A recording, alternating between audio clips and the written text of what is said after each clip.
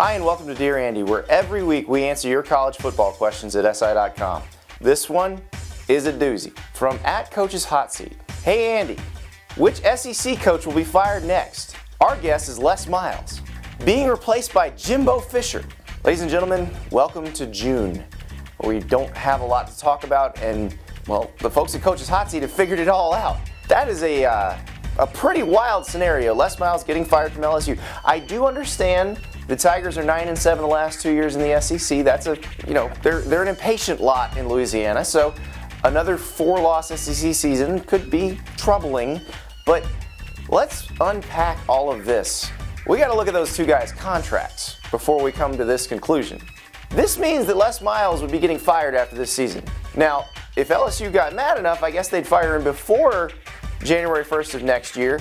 That would cost them $15 million. If they waited until January 1st, that would cost them a slightly more manageable $12.9 million. If Jimbo Fisher wanted to leave Florida State and go to LSU, well, he'd owe Florida State $5 million, and he would probably expect LSU to pay that. So, if this prediction is correct, it would cost at least $17.9 million. Now, LSU, they support their football team. They're having a little economic trouble on the academic side of the university. But I guess if they were fired up enough, they'd do this. But I just don't see it. And let's be honest, if they get some good quarterback play, this will not even be in the realm of discussion. So it's something to talk about in June, but in no month of the year does the math add up on that one. This question comes from Matt. Are the Michigan camps a success if they don't sign a single kid out of them? This refers to the satellite camps where Michigan coaches are going to Alabama last week. They're in Texas this week. Penn State's doing the same thing. Oklahoma State has camps in Texas. But for Michigan, is it worth it? Well, if they don't get anybody this year, they shouldn't give up on the practice. Their idea is to plant their flag in different places and get people exposed to their coaches, get them excited about Michigan football. So if you do that in Georgia, in Alabama, in Texas, maybe some kid who's a freshman or a sophomore now is going to get interested, is going to start following you. That's kind of the hope. The other hope is the kid who's going to sign in 2016 or 2017 says, wow, I really like these coaches. I need to learn more about this university, maybe take a trip up there. Maybe they get a guy like that. And if you get a few guys like that, that's great. Then you're doing what you need to do.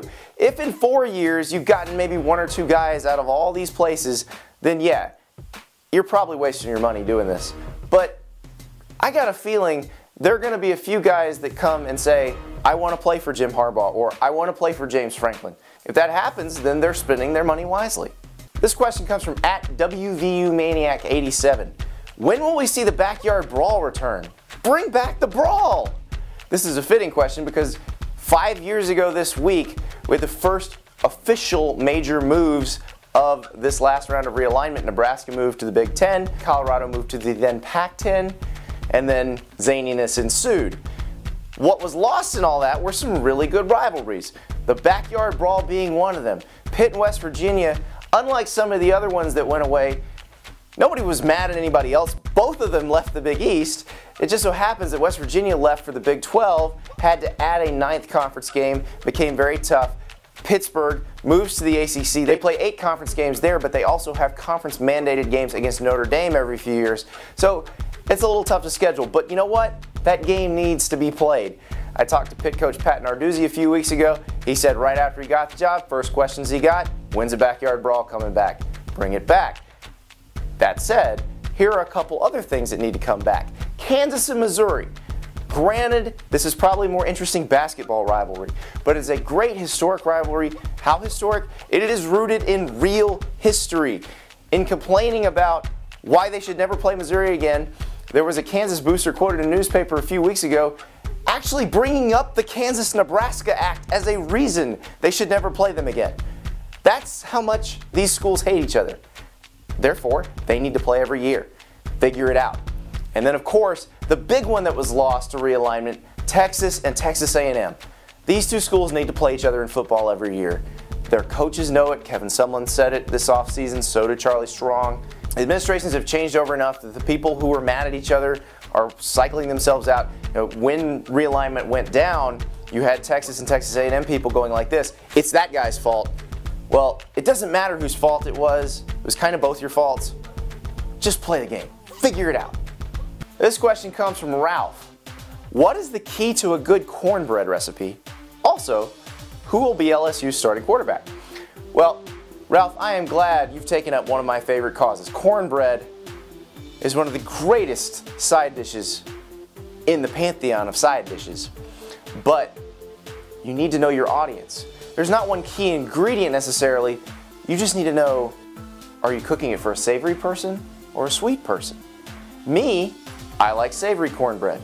I'm married to someone who likes sweet cornbread. And you know the rule, if mama ain't happy, ain't nobody happy. So when I make cornbread, I make sweet cornbread. And that is the secret ingredient. I know my audience, and therefore, mama's happy. As for your other question, I'm gonna guess Brandon Harris. And I'm gonna guess he's gonna be pretty good, and LSU's not gonna have to pay that $17.9 million. For SI.com, I'm Andy Staples.